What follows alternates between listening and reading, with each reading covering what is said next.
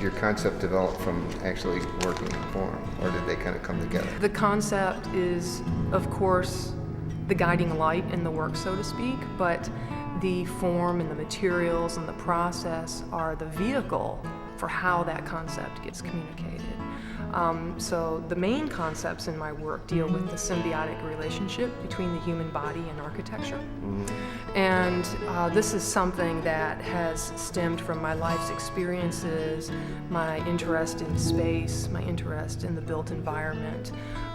But essentially, to kind of give you an umbrella idea, I have this belief that buildings are like bodies in a sense, that they're subject to natural forces, that they age with time, that they are an expression of who we are. We rely on architecture, we can't survive without it. It's one of the three basic needs of food, shelter, and clothing. There's this interdependence that happens between the body and architecture that I believe very firmly in, and that interdependence or that symbiotic relationship kind of permeates all of the work. I'm beginning to wonder to what degree we can control buildings. I mean, they certainly, we can take control over our bodies, you know, if we treat our bodies with the things that they need and we don't abuse them, we have a different kind of result. And I think there's a similarity with architecture.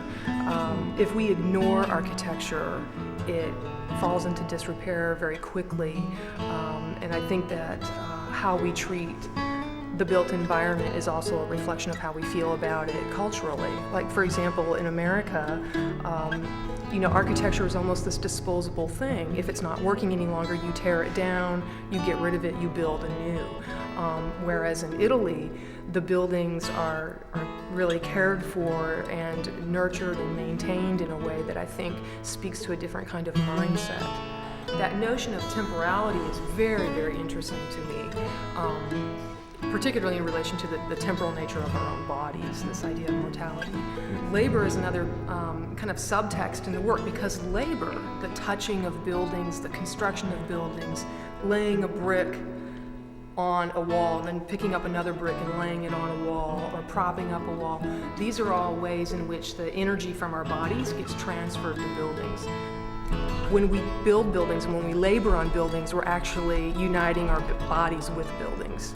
Okay, You're spending your energy. Your energy goes from you out into the building, and this is one of the reasons I have such a tremendous respect for construction workers and people who work on drywall all day. There's this energy transference that happens. Well, what would happen if I used this 2x4 to kind of poke at this fleshy mass, you know, expanding from deep within the wall, and skin, and wrinkled skin, sagging skin. But that literalness really kind of moves in and out of different levels of abstraction at different moments in the work. Alberto Giacometti, Louise Bourgeois, Eva Hesse, but then people's work that I enjoy looking at in terms of what's been produced in a more contemporary time period would be Rachel White-Reed, Anish Kapoor. And in terms of drawing, Philip Guston. This is called Lineament, and with Lineament I'm really interested in this hidden dimension or this subsurface structure, and the idea of pulling that out of the wall or making that visible for the viewer in a kind of way. So there's a real kind of visceral quality to what you're seeing. However, this is a real kind of optical piece in how it tricks the viewer's eye. The sheer weight and physicality of our bodies in contrast to the temporal nature of them and what happens the moment something passes away, or the moment something decays, or the moment something can no longer sustain its physicality. The moment that something here starts to become something else, perhaps, from a different realm. And you know, there's a real meditative quality to that.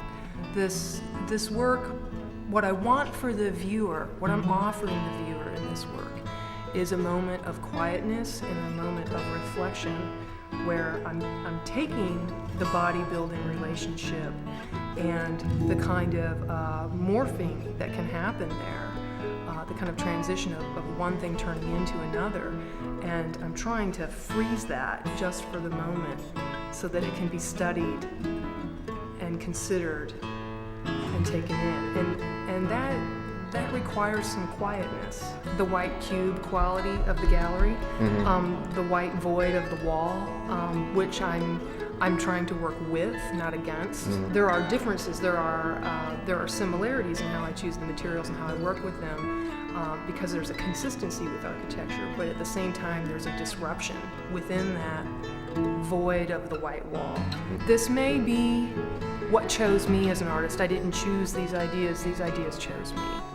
And so the ideas are always there, and I'm following them, and I'm trying to give them shape and form so that they're communicable on a certain level. Oh, how to answer your question? It's really an interesting question. I can't depict how things are going to turn out. Let me just think. I lost it. I just kind of lost that moment. I'll look at lots of different things. I read a lot of architectural theory. I read a lot of poetry. I love Rainer Maria Rilke. I love Emily Dickinson. I won't just look at things that pertain to bodies and buildings. It's not this narrow kind of research. But how it gets filtered through me and how it comes out starts to kind of crystallize and reinforce those concepts. What I do in new ways and new shapes and new forms are coming out, and it's difficult to find the right words to articulate it because it's so new, and I'm still, in my own level of understanding, coming to know what these things actually mean and how they fit into the broader context of my life's work. Well, this is just so much you, and it's so personal, and you're putting it right out there in front of everybody, and then to go and even expose it more, to just like totally, that seems to me like that would be really hard to do. Just to open up and let somebody have that much of a look at you. Absolutely. I think that maybe one of the reasons that is because there's a sense of vulnerability in the work. I think there's a fragility to it, and perhaps that comes from the fact that it is kind of existing on this cusp of disappearing. It's on this verge of disappearing. Optically, when you look at it, it's there and it's not there.